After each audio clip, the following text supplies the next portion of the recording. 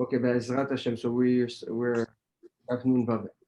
הנה יתבאר לך מכל מה שזכרנו בזה הפרק שצריך לכוון אל הפעולות הממוצעות, right? The whole fourth perek revolves around what? Around the control and the monitoring of your midot, of your instinctive reactions, right? And understanding how to find the balance between two extremes, right? And this is, like we said, this is why it's called a midah. The Rambam calls it a midah.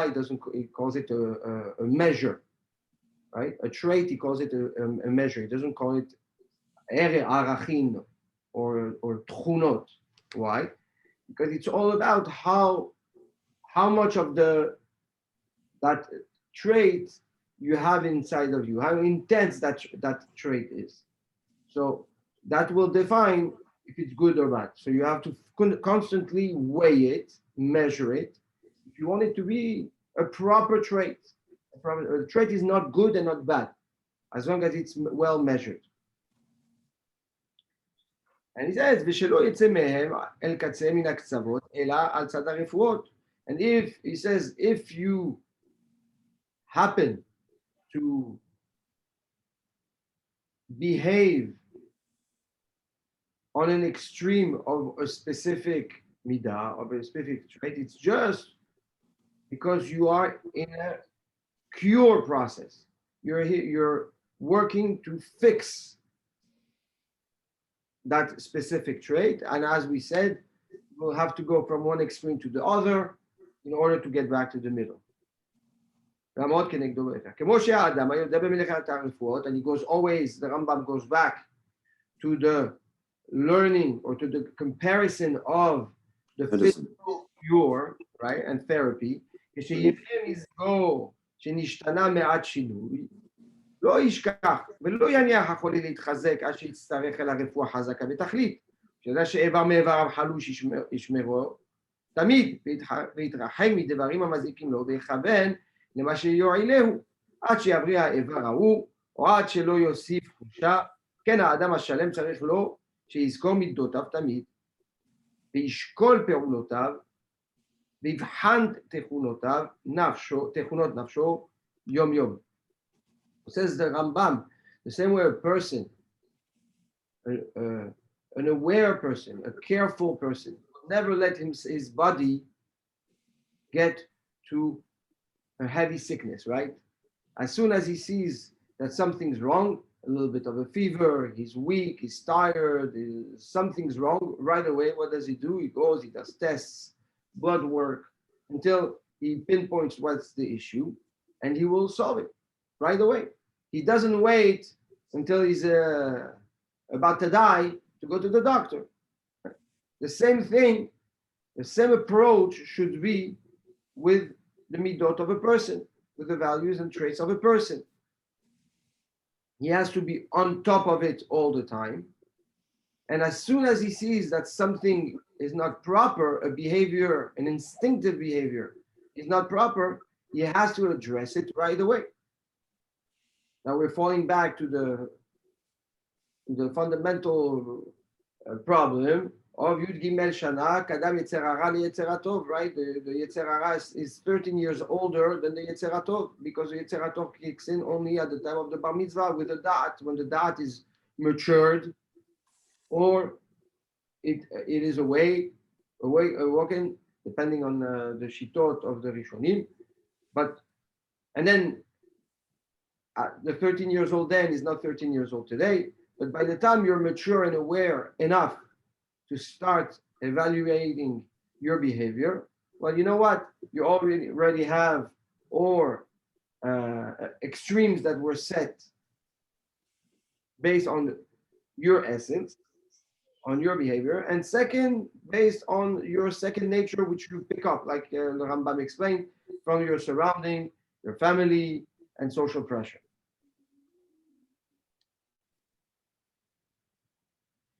He says, what is called Adam Shalem, a person that is complete, is not a person that is perfect. No. He should always remember always care for, always be sensitive to his midot. This is the definition of a person that is considered shalem. Yaakov ish tam yoshev ohalim. Tam comes from the word shalem, right? Complete. Is a person that is in tune with his instinct at all time. And he's so sensitive to it and so careful of it that three things happen. Yishkol pe'ulotav. He always evaluates and reevaluate his actions. Is this the right way to behave? It's not the right way to behave. Did I behave right? I didn't behave right. Number one. Ivhan techulotav. He will test. He will test his traits. You see here he uses the word traits, right?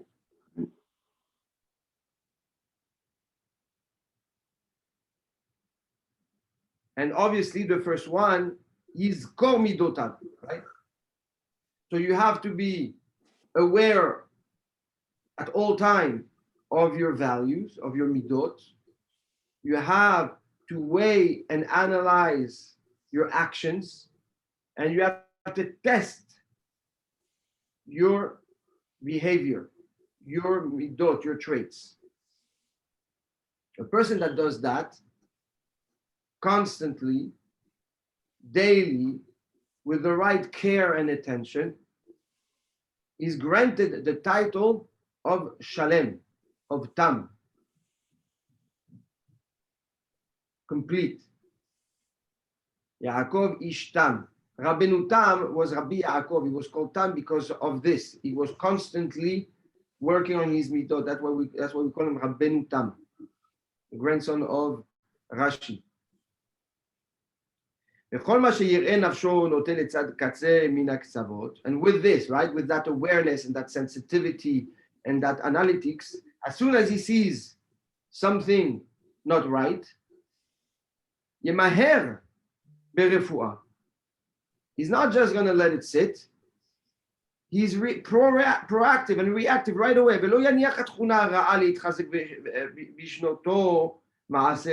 He's not going to let that behavior conduct or control his actions and start dictating a behavior.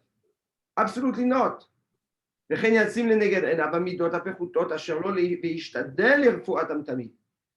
He, as soon as he identifies that there's a weakness, that's it. It's in his radar. It's in his radar. It's in priority list. And yishtadel, he will try his best to cure it with the best of his knowledge and the best of his abilities and koach.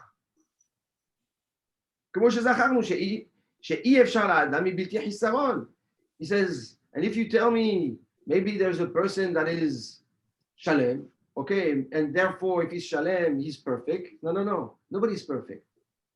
He says nobody's perfect. We always have work to do. There is not a minute where there is a midah that you don't need to fix. Like we know. Shalem is not perfect? No, complete. Complete. And the definition of complete of Shalem, we saw what the Rambam writes right before that. It's somebody that is sensitive, caring, attentionate, on top of his behavior, his midot, and his instinct, and his actions. And he says already, the philosophers, the philosophim, kvar amru, kavedhu verachok, it's very heavy and very far to find mishehu beteva lema'alot kulam, that's somebody that is perfect naturally and has fixed everything. And we're talking about the midot, we're talking about the intellect, we're talking about proper thought process. Nobody's ready for that. Nobody's set with that. Nobody has it. You can get to it, but you're always going to have to find something to fix. And he says, in the Nach, We find it a lot. Like Eov says, Hen ba'avadav lo ya'amin, ubemal'achav yasim tahola. Right? You cannot trust or give praise to his servants and his representatives, his ambassadors. How can a person come and say, you know what, Magiali, I deserve it. I deserve it. And what zechut can a person be rewarded with by his actions? So Melech also, Alav Shalom, said, there's no one person that does good and doesn't sin. Everybody sins. Everybody fails. Everybody. It's normal. It's part of nature. And it's okay. And yet, with your failures, you can still be called Shalem if you are sensitive enough, like the Rambam addressed right before. And he brings the biggest example, which we read this parasha that just passed, about Moshe Rabbeinu, right? Adon HaNevi'im, who greater than Moshe Rabbeinu, that the Torah, HaKadosh Baruch Hu himself says, Ya'an lo he'emantem bi le'akdisheni le'enei bnei Israel, right? You didn't believe in me. Al asher meritem et pi le'mei meriva, you will not go to Eretz Israel. You know why? Because you disgraced my name, my pi, Ruach Kodsho, the Mefarshim say, le'mei meriva, right? When the Bnei Israel fought with Moshe and Aaron over water. We know, yeah, Miriam passes on, there's no more water, and now they complain. Moshe Rabbeinu Hashem tells him, you take the stick and speak to the stone. He goes and he hits the stones twice. We know the whole thing. And all the Rishonim, and there's books and books that were written about that scene, about what happened then, and what was the sin, what was so bad about Moshe and Aaron that they are no longer granted to enter Eretz Israel. What did they do wrong? And the pasuk says, "Al asher lo kiddashtem oti betor bnei Israel." There was you were not mekadesh. You did not sanctify my name and my presence amongst Am Israel. So, what is the pirush of the Rambam in that portion of the Torah? He says, "V'chet'o alav hashalom," the sin of Moshe Rabbeinu alav hashalom. He says, "Shenatal etzad echad min haktzavot mima'alat hamidot." For a moment, Moshe Rabbeinu drifted to one of the extremes of one of the midot. Vehi hasavlanut. He lost his patience. And for Moshe Rabbeinu, that was dramatic. He got upset. And how do we know he got upset? Because he tells Bnei Israel, Shim'una hamorim, listen, Rebels. rebels. השם יתברך שיהיה אדם כמוהו כועס לפני ועדת ישראל במקום שאין ראוי בו הכעס. He says, Kosh Baruch Hu says, you Moshe Rabbeinu, you're representing me and you're getting angry in front of Am Israel when you're not supposed to. So what's the problem with that? He says, Moshe Rabbeinu gets angry in front of Am Israel when he's not supposed to. This is Hilul Hashem. Why? He's a role model and an example for all the nation.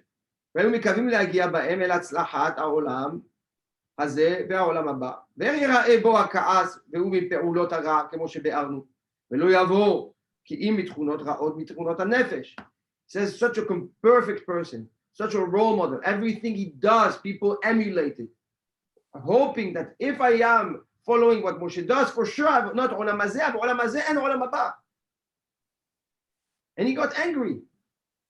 If he got angry, it's okay to get angry. Mm. And yet we know that angry not only is bad, but it brings bad to a person. It makes a person worse, right? It's a contamination that goes on inside the person and starts deteriorating the good traits and empowering the bad that's inside the person. The person becomes bad through his anger. אבל אומרו בעניין מריתם את פיהו כמו שאבאר, והוא שלא היה מדבר עם שכלים ולא עם מי שאין לו מעלה, אבל עם אנשים שהקטנים שבנשיהם הייתה כחזקאל בן בוזי. He says, right, you disgraced my saying. How did you translate morim? Rebels. Rebels. You rebelled my word. You distorted my word. He says, Moshe Rabbeinu was not talking to laymen. He was not talking to ignorance. Chachamim tell us that the simplest person, the shifra, the lady that was cleaning, right, was at the level of prophecy, just like Yehezkel ben Buzi, who saw the Maaseh Merkava. He saw Kisei HaKavod. So he's talking to very sophisticated people that pick up every detail. They are all prophets.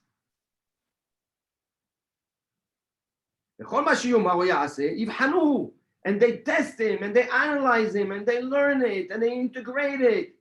You know, he's on a microscope with 1 million X. In every movement he does, every word he says. So this cannot pass, go unevaluated, unpunished. וכאשר ראו שכעס, אמרו שהוא עליו השלום, ודאי אין לו פחיתות מידה.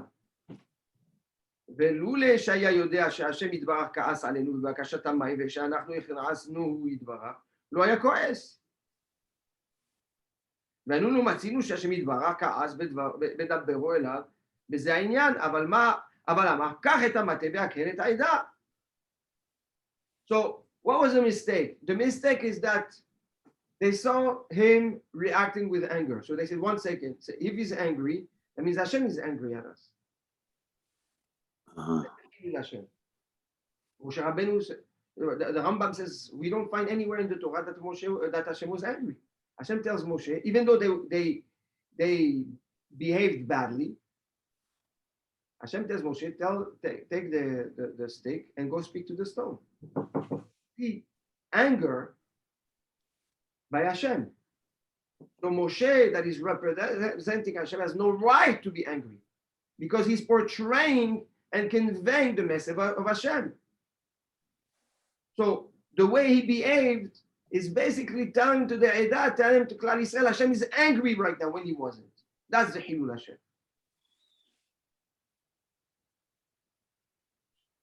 Now, obviously, there are many other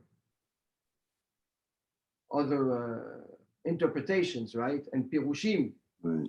But so basically he misrepresented what Hashem was saying. Exactly. Okay. But not it's not that he distorted the message of Hashem. His reaction led the people to believe that Hashem was angry. And for that, they were punished. Mm-hmm. For that, they were punished. So according to the Rambam, we see how, obviously at the level of Moshe Rabbeinu, when you behave a certain way and you lead people to believe that this is what Hashem wants, you're on the hook.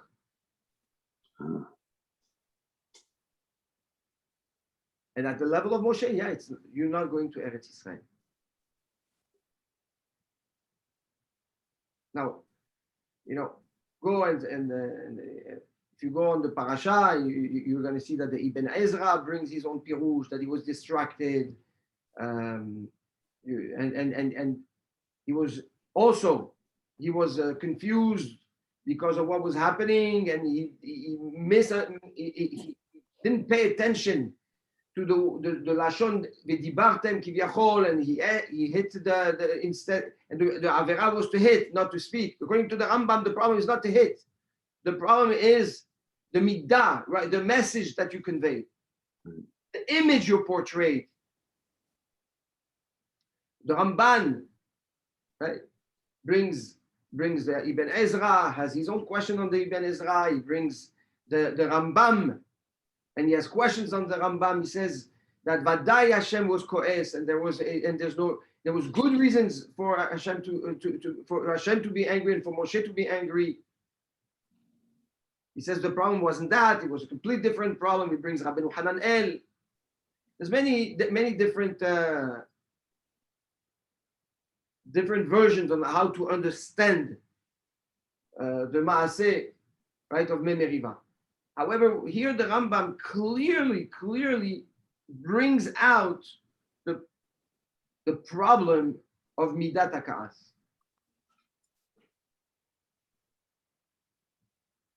He says, okay, we went out of we're out of focus from what we started in this perek. אבל איתנו ספק מספקי התורה, שנאמר בו דברים רבים, ונראה פעמים רבות איזה חטא חטאה, וראה מה שנאמר בו, ומה שאמרנו בו אנחנו, והאמת תעשה דרכה. He says, don't take what I say for granted, learn the sugya, learn what other chachamim wrote, and whatever is emet, you'll follow. And now he goes back to the ikar, right, of the פרק, וישוב אל כוונתי, כי כשיהיה האדם שוקל פעולותיו תמיד ומכוון אל אמצעותם, when a person analyzes, values, control his actions, and always tries to be balanced, יהיה במדרגה עליונה ממדרגת בני אדם. He's considered in the 1 percentile of humanity. ובזה יתקרב אל השם יתברך וישיג אל טובו. And that's how you get closer to HaKadosh Baruch Hu, and you are awarded and granted his tov, the tov of HaKadosh Baruch Hu. And the tov of HaKadosh Baruch Hu we know is the shlemut of HaKadosh Baruch Hu. Bracha shelema, like we say in every day in Maaseh Bereshit, Vayar Hashem ki tov, Vayar Hashem ki tov, it's complete. This is what he wanted. Hashem wants us to grow. Hashem wants us to elevate ourselves. Want us to be in that 1 percentile, wants us to be in under that umbrella and category that is called Shalem. And for that, he showers his beracha. So when you are now part of what Hashem wants from you in creation, this is amazing, right? I do what Hashem wants from me. It's an incredible title. What are you? I'm not a rabbi. I'm not this. I am what Hashem wants from me. This is the greatest title a person can get. And this is how you serve HaKadosh Baruch Hu with shlemut. וכבר זכרו החכמים זיכרונם לברכה, זה העניין, וכתבו עליו ואמרו. חכמים already said, כל השם אורחותיו, whoever values and analyzes his path, his actions, ומשגיח בהם, and he's very careful about it, זוכה ורואה בישועתו של הקדוש ברוך הוא. He's protected and saved from Hashem directly. Because now you gain his attention. When you are accomplishing what Hashem wants from me, what's my purpose? This is your purpose. To do refine your midot, basically. To do what Hashem expects from me. What Hashem expects from me? To become shalem, to be part of the shlemim. You're part of the shlemim. HaKadosh Baruch Hu will come and save you on himself. Himself. And to become shalem, it's to work on your midot, right? It's right. Yes. Right away.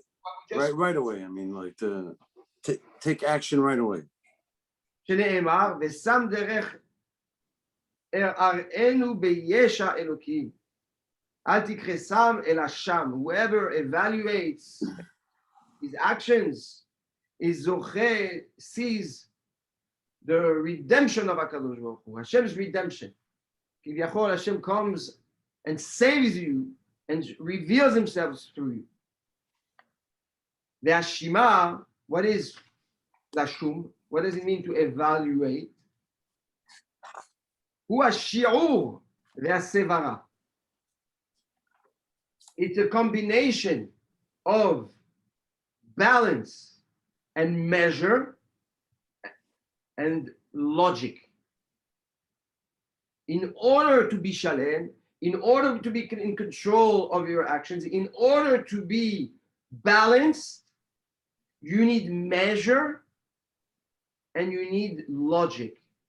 It's a combination between the control of your instinct and the infusion of a clear intellect, of a clear logic.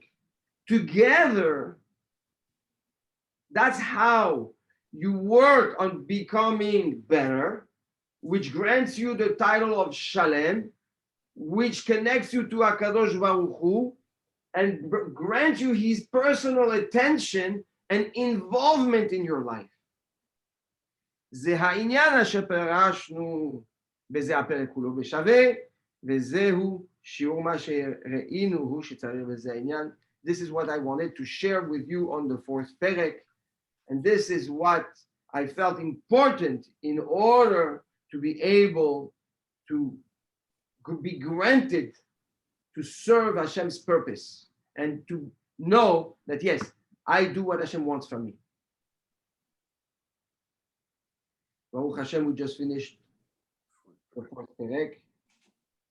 And then next year we're going to start the Samech Bet, fifth perek, Ezrat Hashem. Okay, beautiful.